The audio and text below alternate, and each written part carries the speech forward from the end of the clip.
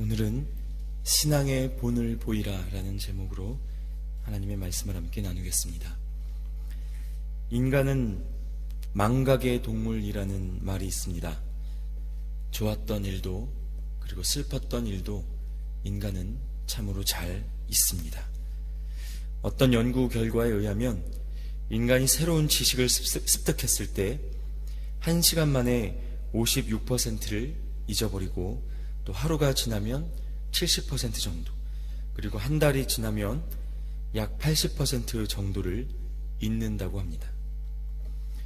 물론 때로는 이 망각 덕분에 사람이 슬픔과 고통을 지우는 데에 큰 힘을 얻기도 합니다. 모든 것이 생생하게 기억난다면 삶은 오히려 더 복잡하고 어려울 수 있습니다. 그러나 문제는 정말 기억해야 하는 것이 있을 때, 잊지 말아야 할 것이 있을 때입니다. 인간이 이 망각에서 벗어나기 위해서는 또 반대의 노력과 끊이지 않는 반복이 필요하기 때문입니다. 신앙생활에서도 마찬가지입니다. 하나님을 만나고 또 그분의 살아계심을 깊이 경험했다 하더라도 그것을 잊지 않기 위한 노력, 반복하여 기억하는 일 없이는 자연스럽게 은혜를 잊을 수밖에 없는 것이 인간입니다.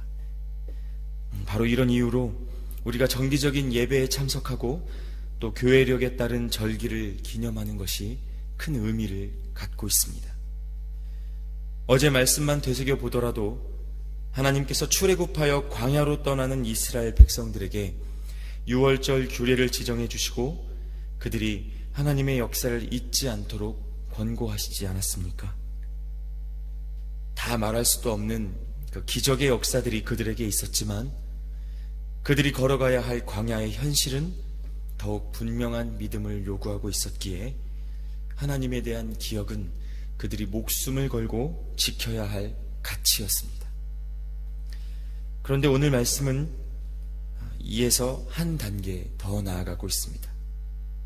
각자가 하나님이 하신 일들을 기억하는 데에 그치지 않고 그것을 후대에 전수해야 함을 오늘 말씀이 가르치고 있습니다. 이스라엘 백성을 애굽으로부터 이끌어내기 위해 하나님께서 하셨던 그 놀라운 일들을 다음 세대까지 잘 전수할 수 있도록 무교절과 초태생의 규례를 가르치시는 부분이 오늘 말씀 안에 담겨 있습니다. 이것은 광야를 지나 젖과 꿀이 흐르는 땅, 그 가나안 땅에 도착했을 때에도 그 백성이 은혜를 잊지 않기를 하나님께서 간절히 원하셨기 때문이었습니다. 시대가 흐르고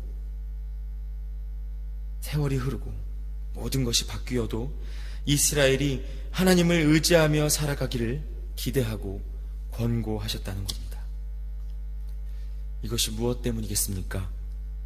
우리 모두가 알다시피 약속이 이루어지고 난 다음에 그리고 사람에게 풍요가 주어지고 난 다음에 처음에 은혜를 잊지 않고 끝까지 믿음을 지켜가기란 누구에게나 쉬운 일이 아니기 때문입니다. 하늘의 소망을 갖고 살아가는 그런 그리스도인들의 눈을 가리우는 일들은 이 땅에 너무나 많습니다. 힘이 들고 어려울 때는 하나님을 간절히 부르지만 모든 소원이 채워지고 난 자가 하나님의 뜻을 구하기란 우리의 죄된 본질상 거의 불가능합니다. 그러나 그리스도인들은 이 땅의 환경이 우리의 삶을 결정하지 못한다는 것을 믿는 사람들입니다. 많이 가졌건 적게 가졌건 지금 나의 상황이 사람에게 인정받고 있건 그렇지 못하건 간에 중요한 것은 우리가 하나님을 기억하고 그분의 마음을 품고 살아가고 있는가 하는 점입니다. 우리 교회가 한 믿음으로 고백할 수 있기를 간절히 바랍니다. 하나님을 잊을 바에야 차라리 가난과 실패가 낫습니다. 하나님을 예배하지 못할 바에야 성공은 또 다른 저주에 불과합니다. 하나님을 기억하고 잊지 않는 저와 여러분 되기를 바랍니다. 그럴 때에 우리의 삶 자체가 다음 세대를 위한 신앙 전수의 통로로 쓰여지게 될 것이기 때문입니다. 한편 앞서 말씀드린 바와 같이 오늘 말씀 속에서는 하나님께서 출애굽 1세대들이 부모된 자로서 자녀들에게 자신들이 경험했던 출애굽을 구체적으로 가르치도록 권고하고 계십니다. 그래서 허리에 띠를 띠고 발에 신을 신고 손에 지팡이를 잡은 채 고기와 무교병과 쓴 나무를 먹는 의식을 해마다 행하게 하셨습니다. 마치 이스라엘 백성이 처음 이집트에서 떠나던 그때의 모습 그대로 늘 재현하고 또 반복하여 그 출애굽 사건을 기억하게 하셨습니다. 그리고 그것으로 손의 기호와 미간의 표를 삼아 자녀에게 가르칠 것을 명령하셨습니다. 이스라엘의 자녀 세대 역시 간접적으로나마 하나님이 허락하신 출애굽을 경험함으로써 그 신앙의 대를 이어가기 바라셨습니다. 그러나 이 시대 우리 자녀 세대를 생각해 보십시오. 그들이 어떻게 살아가고 있습니까? 그야말로 하나님을 경험하기 어려운 시대를 살아가고 있습니다. 순간적인 즐거움을 부추기는 자극적인 매체, 돈과 명예와 뛰어난 외모를 만들기 위한 경쟁이 도를 넘어서고 있습니다. 그리고 어느 정도의 위치에 이르면 그때부터는 하나님이 아닌 자기 만족을 위해 허무한 일상을 반복하며 살아갑니다. 전혀 희생하려 하지 않습니다. 영원한 생명은커녕 사는 동안 이 땅에서의 참 행복이 무엇인지조차 되새기려 하지 않습니다. 우리는 그 어느 때보다도 큰 책임을 안고 있습니다. 하나님께서 우리를 구원하셨음을, 그리고 그분이 우리의 인생의 주인이심을 타는 마음으로 가르쳐야 하는 때에 있습니다. 그래서 오늘의 말씀을 통해 이 책임이 부모 세대와 또 이 자리 저와 여러분 모두에게 있음을 가르치고 계신 것입니다. 그러므로 하나님 앞에서 우리의 삶을 깊이 생각하고 기도해야 합니다. 혹시 이 자리에 우리가 신앙의 전수는커녕 우리 각자도 광야에서 흔들리는 믿음으로 헤매고 있지는 않은가? 성경적인 가치가 아니라 세상적인 가치를 주입하는 통로로 자녀들 앞에 서 있지는 않는가? 교회에 와서는 기도하지만 집에서는 다른 얼굴의 자신을 만나지는 않는가? 여러분, 출애굽 1세대에서 가나안 땅에 들어간 이는 여호수아와 갈렙 둘뿐이었습니다. 원망과 불평으로 40년이라는 세월을 보내며 실질적인 가나안 시대를 그 다음 세대에게 물려주어야 했습니다. 그들의 자녀들은 어쩌면 그들의 부모로부터 하나님을 믿는 삶에 대해 충분히 배우지 못했을 것입니다. 이 얼마나 안타까운 일입니까? 오늘 말씀 속에서 하나님께서 행하신 일들을 손의 기호와 미간의 표를 삼고 여호와의 율법이 입술에 있게 하라고 말씀하셨습니다. 이것은 바꿔 말하면 그 삶의 어디를 보아도 하나님이 드러나게 하라는 것입니다. 무슨 말을 해도 하나님의 말씀이 증거되게 하라는 것입니다. 여러분, 이것이 진짜 믿음이고 능력입니다.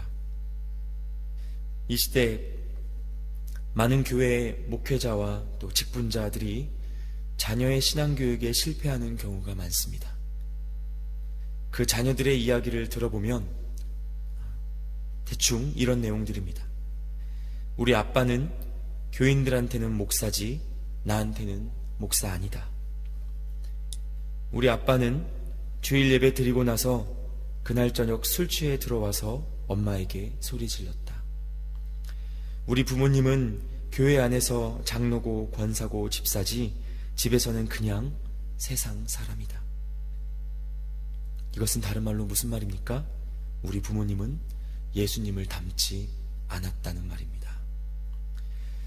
삶으로 드러나지 않는 믿음, 삶으로 녹아지지 않는 가르침, 가장 가까이에 있는 이들도 느끼지 못하는 신앙. 단언하건대 이것은 가짜입니다. 여러분, 신앙의 전수는 말이나 윽박으로 되는 것도 아니고 부모로서의 권위나 살아온 세월로 되는 것도 아닙니다. 그것은 오직 우리 각자가 예수님 닮아 살 때 일어나는 일입니다. 하나님께 삶의 최우선순위를 두고 하나님의 뜻대로 살기 위해 몸부림칠 때 자녀들은 그것을 배웁니다. 다른 모든 것을 뒤로 해도 가정 안에서의 예배를 놓치지 않으려 할 때, 아빠가 엄마 사랑하기를 예수님이 교회를 위해 목숨을 내어주신 것처럼 하고, 엄마가 아빠 사랑하기를 예수님을 섬기듯이 하면 자녀는 그 안에서 하나님을 만납니다. 그러므로 사랑하는 성도 여러분, 우리 각자가 하나님께서 행하신 유월절의 은혜를 잊지 않기를 바랍니다. 하나님이 우리를 구원하시기 위하여 포기하신 그 생명의 가치를 분명히 기억하시기 바랍니다. 그 가치를 아는 자는 하나님 주신 복음이 그 손에 기호가 되며 미간의 표가 될 것입니다. 여호와의 율법이, 말씀이 입술에서 그치지 않을 것입니다. 구원의 감격 가운데에서 하나님이 행하신 일들을 서로에게 보이고 증거하는 신앙의 전수가 우리 교회 안에 그리고 여러분의 삶 속에서 넘쳐나시기를 간절히 축복합니다. 이 시간 함께